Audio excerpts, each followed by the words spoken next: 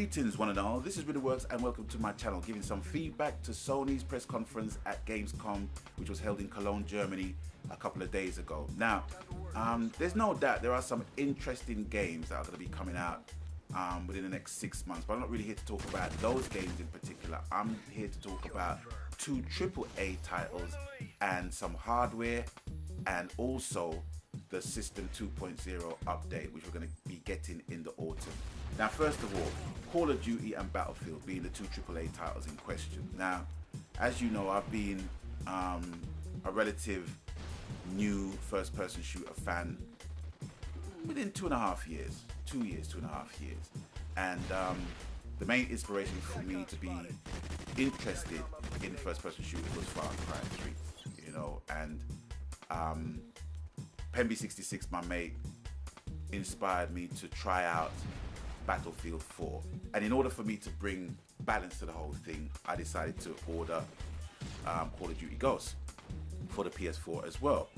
Now, both games more or less cost me £80 each, including the season pass. So we're looking at like £160 worth of kit here. All right. Now, with Call of Duty Ghosts, I've got to say from the get-go, I like the squad mode. I like the kill confirm mode. That's one of my favorite modes within the game.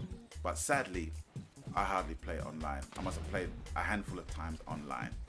But with Battlefield 4, I play a lot online. Overall, I like Battlefield over Call of Duty simply because the game is more gritty.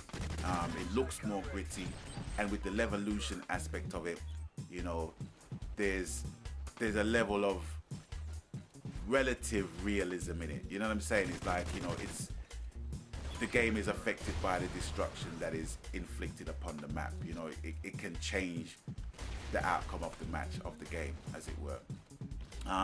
Please don't get me wrong with Call of Duty. You know, I'm not really the person to be making discerning comments in relation to that, you know, for long-time veterans of the franchise to even listen to my ass. You know what I'm saying? But I'm making comments based upon me being a consumer, me paying £80 for the game, you know. So I have a right to make an opinion based on my experience. It might not be the same as everyone else's, but my experience, you know, must count for something. So for me, Advanced Warfare is on its last chance saloon, and even with Kevin Spacey in the story, that's not enough to convince me to buy the game. It's just not enough. Do you know what I mean? So it's just got to have something that I am feeling. But right now, Battlefield Hardline is surging ahead with a couple of modes that's included in the game. One is rescue mode, which when you look at it, it's exactly more or less the same as what's the game? Rainbow Six Siege. It's the same concept. So you can tell that people are holding back the release of the game to implement certain things in the game, to encapsulate all different types of game into the one game. Destiny has done that to great effect. So it's kind of waking up people and getting people scared. You know what I mean? So that's what is definitely happening. You know, developers incorporating a lot of games into one game. All right, so that is that with the COD Battlefield thing. Second thing is the hardware. First of all, with PlayStation Now. Now, I can end this with 2 sentences. I'm not interested. I'm not interested in paying for what I call essentially demos. You know, to me, it don't make no sense. It just doesn't make any sense. I don't really want to pay for demos. You know, Destiny, Bungie and Activision has more or less been more than generous by giving us betas and playing bigger games. You know, so for me, why am I going to pay X amount of pounds to play a demo of a game that I might not even want to even buy, much less rent? So that's more or less that. I mean, other people can have different conflicting views on it and balanced views on it, but for me, nah. Next thing, PlayStation TV. This is a device which was originally called Vita TV, which was released in Japan, and it was to more or less stream your PlayStation Vita games through your TV, and to stream your PlayStation 4 through your second TV. I think this is going to do the PlayStation Vita some damage, but it's also going to bring entry-level gamers to the fore as well. And it's going to settle that long-time marital dispute of who controls the main TV in the living room. If your darling sweetheart wants to watch a soap opera and you want to play Battlefield or Call of Duty or The Last of Us or what have you, you can say, okay, darling, I'll just go upstairs with my controller and your marriage is restored.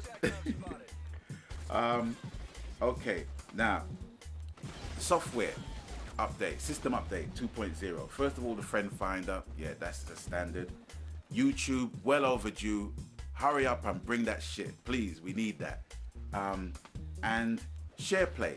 Now, with all of these functions, all of these features within the system update, I don't know why it comes as a surprise to people, because it was advertised before the release of the PS4 to begin with. It was just a case of, okay, when is this thing gonna happen? When are these things gonna happen? But with SharePlay, I have some concerns about the SharePlay aspect, because that thing can be open to so much abuse. Can you imagine it? I'm playing this game here now, right? I've got 4 team members who are relatively competent players, and the other team members are relative noobs, right? And we're whooping ass. What's to say that one of the opposing team members will SharePlay someone who is a freaking, I don't know, prestige 70 odd, I don't know. You know, what's to say that somebody couldn't give the controls to that guy, and all of a sudden he's whooping all our butts single-handed? That's the bad thing.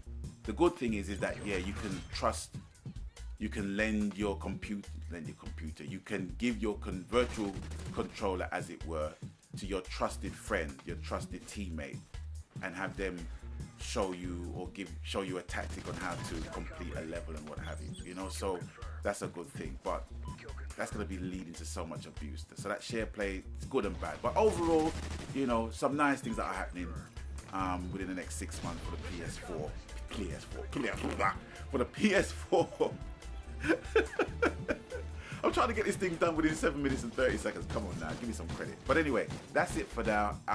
As always, whatever the console, whatever the genre, whatever the game, whatever the platform, happy gaming, and I will catch you guys on the next one. And until such time, begone! Watch the ride.